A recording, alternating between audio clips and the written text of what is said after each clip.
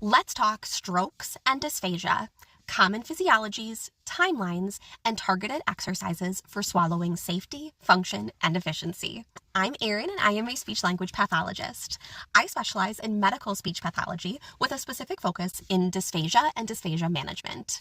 When thinking about dysphagia and general swallowing difficulties, stroke is one of the most common causes for dysphagia. Roughly 40 to 50% of individuals who have had a stroke will experience dysphagia.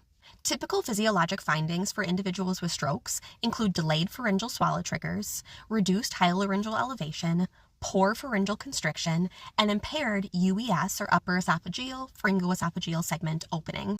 Silent aspiration, where you don't have a cough, wet voice, or anything like that, is also common in individuals with strokes and can be missed and is missed without instrumental assessments.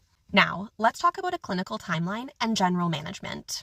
It's important to screen for dysphagia within 24 to 48 hours after someone has a stroke.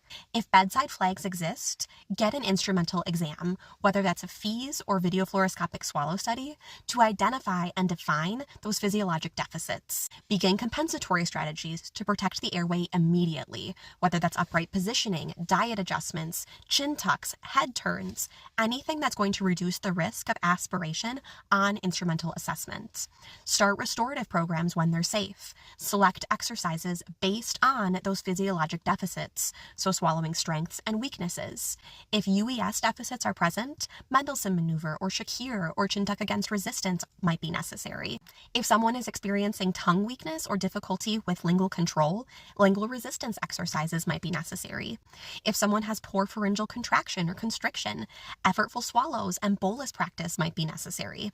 It all varies based on that person's individual swallowing strengths and weaknesses.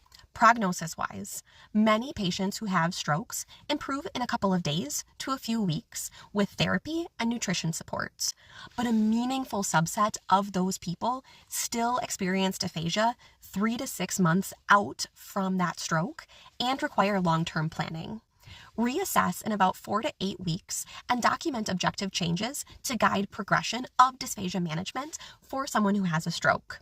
It is critical to be aware of dysphagia and possible management of that dysphagia in order to enhance safety, function, efficiency, and ease comfort and enjoyment during oral intake with so many individuals who have strokes. This is really critical to enhance quality of life and general patient outcomes. Follow for more educational content from the beginning to the end of life.